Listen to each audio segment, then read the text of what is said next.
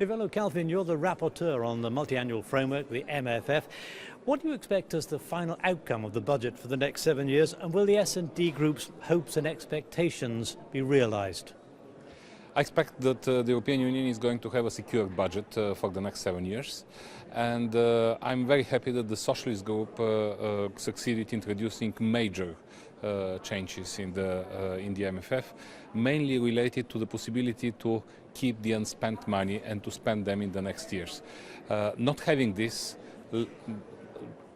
brought us to a loss of 70 billion this financial framework. So in fact we are going to have a much more efficient use of the money. And second, the Socialist Group introduced and succeeded having an anticipated payments for some very important policies in the middle of the crisis to support research and innovation, to support the youth mobility, to support the small and medium-sized enterprises, and for the youth guarantee. This is going to be front-loaded and paid in the next first 2 years of the MFF in order to face the crisis. Because the Council, the Member State governments have been very reluctant to release the sorts of amounts of money that the S&D Group and the Parliament as a whole feel is needed to fulfil all of the obligations. Is there still a risk that some policies could suffer in the event of delayed implementation? Of course, if there is a late implementation, then all the European citizens are going to suffer. And this is only then that they would realize how important is the European Union and the European budget. We shouldn't allow that. We should make sure that the continuity of the spending is there.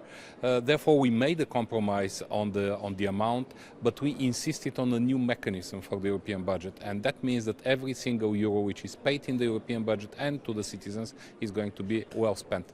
This is making a difference compared to the previous budgets.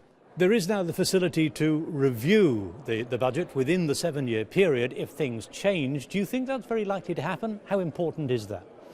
Of course, we are in the middle of a crisis, or possibly there is some light at the end, but now we cannot be sure what's going to happen with the national economies and with the European economy in the next 7 years.